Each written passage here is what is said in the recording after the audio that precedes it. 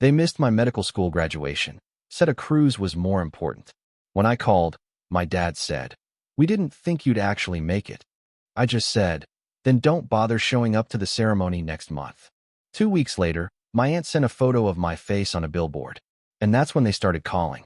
I, 29M, stood on that stage in my cap and gown, scanning the crowd one more time, still hoping I'd spot them somewhere in the sea of faces. But they weren't there. My parents had chosen a Caribbean cruise over my medical school graduation. When I'd confronted them about it weeks before the ceremony, my father had actually laughed and said they didn't think I'd actually make it through medical school, so they booked the cruise assuming it wouldn't matter. The words hit me like a physical blow, but I kept my voice steady and told them not to bother showing up to my residency acceptance ceremony the following month either. Then I hung up and turned off my phone for 3 days. The truth was, they'd been like this my entire life. My older brother was the golden child, the one who could do no wrong, despite dropping out of 2 colleges and bouncing between entry-level jobs. I was the problem child, the one who apparently couldn't commit to anything, couldn't see things through. Never mind that I'd worked 2 jobs through undergrad, maintained a near-perfect GPA, and somehow managed to get into one of the best medical schools in the country. None of that mattered because I wasn't my brother. After graduation, I threw myself into my residency preparation. I'd matched at a prestigious hospital system, something I'd worked toward for years. The acceptance ceremony was going to be a big deal, covered by local media because our program was bringing in a record number of residents. But I'd meant what I said to my parents. I didn't want them there. My aunt, my mother's sister, was the only family member who'd actually supported me through everything. She'd been at my medical school graduation, cheering louder than anyone else in the auditorium. She was the one I'd called when I got my residency match, and she'd cried happy tears on the phone. 2 weeks before the ceremony, my aunt called me with barely contained excitement in her voice. She told me to check my email, that she'd sent me something I needed to see immediately. I pulled up my inbox and found a photo attachment. When I opened it, I actually had to sit down. There was my face, 20 feet tall, on a billboard along the busiest highway in our city. The image was from my medical school graduation photo, and the text read, "Congratulations, doctor, last name, on your residency acceptance at hospital name. We're proud of you." At the bottom, in smaller text, "Paid for by family who actually showed up." I called my aunt immediately, and she was laughing before I could even speak. She told me she'd used some of her retirement money to rent the billboard for a month, right on the route my parents took to work every single day. She said she was tired of watching them dismiss everything I'd accomplished, and she wanted the whole city to know what I'd achieved. Then she added that she'd made sure to send a photo of the billboard to my parents that morning. My phone started ringing within the hour. My mother called first, her voice tight with what she tried to pass off as concern, but sounded more like panic. She said they needed to talk about the billboard, that it was embarrassing and unnecessary. I let her talk herself in circles for a few minutes before I asked her what exactly was embarrassing about publicly celebrating my accomplishments. She didn't have an answer for that, so she switched tactics and said they'd always been proud of me. They just had a different way of showing it. I reminded her that their way of showing it was missing my graduation for a cruise because they assumed I'd fail. The line went quiet.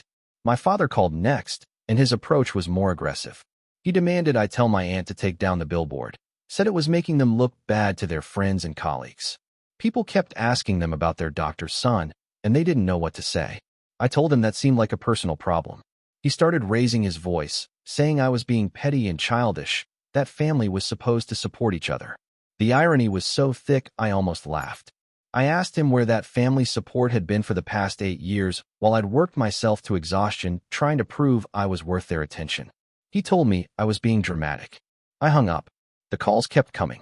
My brother reached out, which was surprising because we barely spoke anymore. He said our parents were really upset, and maybe I should consider asking my aunt to remove the billboard. I asked him if he remembered my high school graduation, when our parents had thrown him a massive party the same weekend, even though he'd flunked out of his first college, and my graduation dinner had been at a chain restaurant with just the 3 of us because they'd spent their money on his party. He got quiet, then admitted he remembered. I asked him if he thought that was fair. He said life wasn't fair and I needed to get over things that happened years ago. I told him the cruise was 3 weeks ago, not years, and ended the call. My aunt was getting calls too, but she thought the whole thing was hilarious. She told me my mother had actually showed up at her house demanding she take down the billboard, and my aunt had simply asked if she'd enjoyed her cruise. My mother had apparently left without another word. My aunt said the billboard was staying up for the full month she'd paid for, and if my parents didn't like it, they could take their own money and rent a bigger one saying whatever they wanted. The story somehow made it to a local online community forum. Someone had taken a picture of the billboard and posted it with a caption about the savage yet supportive family member who'd paid for it. The post went viral in our city. People were sharing their own stories about unsupportive families and celebrating my aunt's petty revenge. A few local news outlets even picked it up as a feel-good story about chosen family and celebrating achievements. That's when my parents really started panicking. My mother called me crying, saying I was humiliating them publicly, that their friends were sending them the news articles and social media posts. She begged me to make it stop, to give a statement saying the billboard was a misunderstanding. I asked her what exactly was misunderstood about them missing my graduation for a vacation. She started crying harder and said they'd made a mistake, that they wanted to make it right. I asked her how. She didn't have an answer. My father's next call was different. His voice was subdued, none of his usual bluster. He said he'd been doing some thinking, that maybe they hadn't been as supportive as they should have been. It wasn't quite an apology, but it was closer than I'd ever gotten from him. I didn't say anything, just let the silence stretch between us. He asked if they could come to the residency ceremony. I told him I'd think about it, and hung up.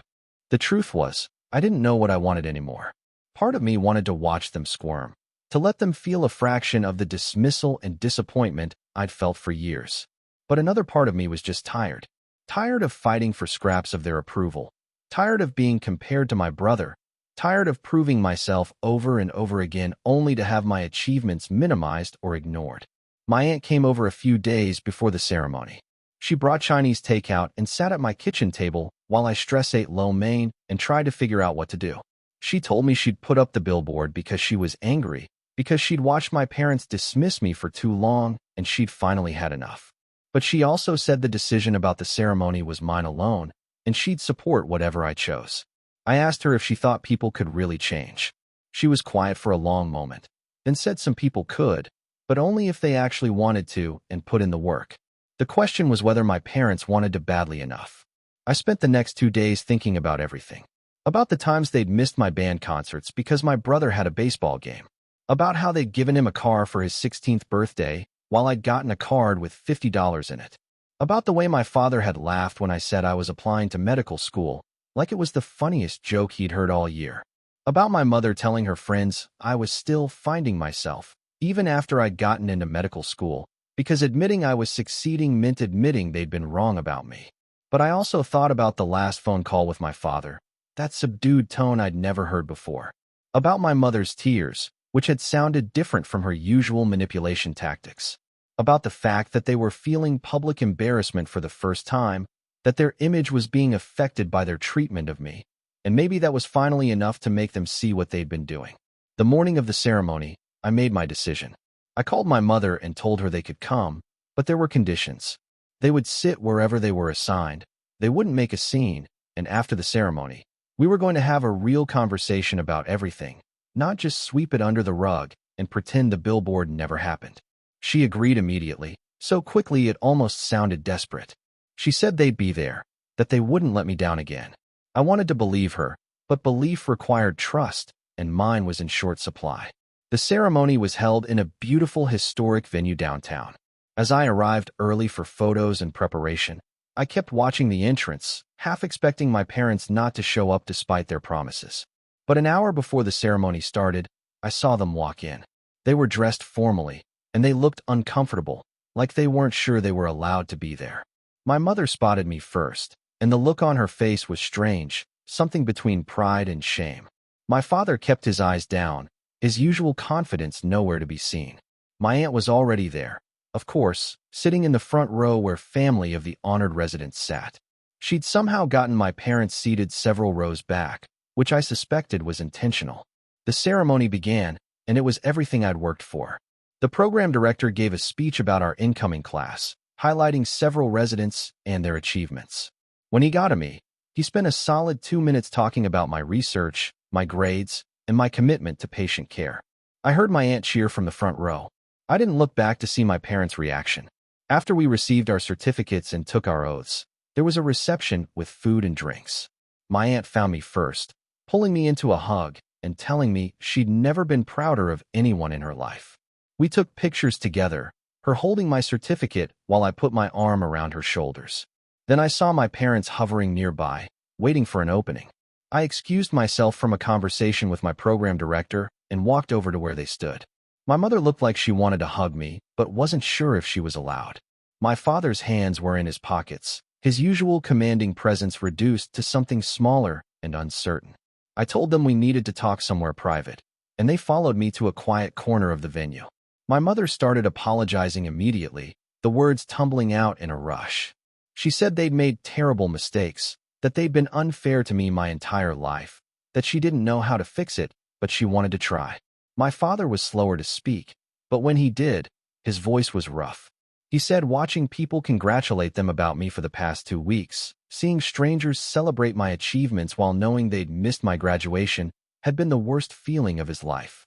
He said he'd been wrong about me, wrong about so many things, and he didn't know if I could ever forgive them, but he hoped I'd give them a chance to be better. I listened to all of it, and I felt nothing but exhaustion. These were words I'd needed to hear years ago, back when I still believed their approval would fix something inside me. But I'd built a life without their support, achieved everything I'd set out to do despite their doubt, and somewhere along the way, I'd stopped needing their validation. The Billboard hadn't been about revenge, not really. It had been about finally being seen, being acknowledged, having someone in my corner who believed I was worth celebrating. I told them I appreciated the apology, and I could see they were trying, but words weren't enough anymore. If they wanted to be part of my life going forward, they needed to prove it through consistent action, not just show up when public embarrassment forced their hand. I told them I was willing to give them that chance, but they were starting from zero. No assumed forgiveness, no sweeping the past under the rug, no more comparing me to my brother. They would have to earn back my trust piece by piece, and there were no guarantees I'd ever feel about them the way I once desperately wanted to. My mother started crying again, but this time she just nodded. My father looked at me for a long moment, and something in his expression had shifted. He said he understood, that they'd do whatever it took. I told them we could start with family dinners, maybe once a month, and we'd see how it went from there. They both agreed immediately. As I walked away to rejoin the reception, I felt my aunt's hand on my shoulder. She asked me if I was okay, and I realized I actually was. Not happy exactly, but settled. I'd set my boundaries, made my expectations clear, and put the responsibility for rebuilding the relationship where it belonged on them. Whether they followed through or not would tell me everything I needed to know about whether they'd actually changed or just wanted to avoid further embarrassment. Update 1. It's been 3 months since the ceremony, and I figured I owed an update to anyone who's been following this situation. The monthly dinners with my parents have been happening, surprisingly. The first one was painfully awkward. We met at a neutral restaurant, and my parents spent most of the meal trying too hard, asking questions about my residency, complimenting my apartment, generally acting like they were meeting me for the first time. My aunt came to that first dinner as a buffer, and I was grateful for her presence. The second dinner was slightly better. My father asked about my research, actually listened to my answers, and asked follow-up questions that showed he was genuinely trying to understand what I did. My mother brought a photo album she'd apparently been putting together, filled with pictures from my childhood that she'd dug out of storage. Pictures from my elementary school science fair, my high school robotics competition, my college graduation. Events I'd assumed they hadn't cared enough about to document. Seeing those photos stirred something complicated in me. Anger that they'd had proof of my achievements all along, but never celebrated them, and confusion about why they'd kept the pictures if they cared so little. I asked my mother about it, and she got quiet. Then she admitted something I hadn't expected. She said my father's parents had treated him the same way, had favored his older sister, and dismissed everything he accomplished. When my brother was born, my father had been determined to give him everything he'd never had, all the support and encouragement and pride. But somewhere along the way, that had turned into favoritism, and they'd never stopped to think about what they were doing to me. My mother said she'd gone along with it because that's what she always did, went along with my father's decisions, and by the time she realized how badly they were hurting me, she didn't know how to stop the pattern they created. It wasn't an excuse, and she knew it. But it was context, and it helped me understand that their treatment of me hadn't actually been about me at all. I'd spent years thinking I was fundamentally unworthy of their love, that something about me was wrong or disappointing. Learning that it was really about my father's unresolved trauma and my mother's passivity didn't erase the damage, but it did shift something in how I viewed the whole situation. The third dinner was last week, and my brother showed up. I hadn't invited him, but my parents asked if he could come, and I said yes, because I was curious about how this would play out. He was different than I remembered, quieter, less cocky. At one point during the meal, he apologized to me directly. He said he'd been thinking a lot about our childhood, about all the ways he'd been given advantages I'd never had, and how he'd never once stood up for me or questioned why our parents treated us so differently. He said he'd coasted on their favoritism his whole life and had nothing to show for it, while I'd built something real despite every obstacle they'd put in my way. He told me he was proud of me, and it was the first time he'd ever said those words. I didn't know what to do with that, so I just nodded and said I appreciated it. We're not suddenly close, and I don't know if we ever will be, but it was something. My residency is brutal, exactly as demanding as everyone warned it would be. I work 80-hour weeks, survive on coffee and spite, and regularly question whether I actually want to do this for the rest of my life. But then I have a patient thank me for listening to them, or I correctly diagnose something the attending physicians missed, or I successfully place in 4 on the first try in a patient everyone else failed with. And I remember why I fought so hard to get here. The billboard came down after the month my aunt paid for, but people still recognize me sometimes. A nurse at the hospital mentioned it during my second week, said she'd seen the story online and thought it was badass. One of my co-residents asked if I was the Billboard doctor, and when I confirmed it, she said her own family had been similarly unsupportive and she wished she'd had an aunt like mine. Speaking of my aunt, I took her out for a fancy dinner last month to thank her properly for everything. She refused to let me pay, said watching my parents' faces when they realized they'd lost their chance to take credit for my success was payment enough. Then she told me she'd started a small scholarship fund for students pursuing medical degrees who come from unsupportive families. She'd named it after me. I may have cried into my expensive pasta. As for whether my parents have really changed, I honestly don't know yet. They're trying, which is more than they've ever done before. They show up to the dinners. They ask about my life. They've stopped comparing me to my brother. My father sent me a text last week after a particularly brutal shift, just a simple, "I'm proud of you," with no other context. It was the first time he'd ever said those words without prompting or an audience.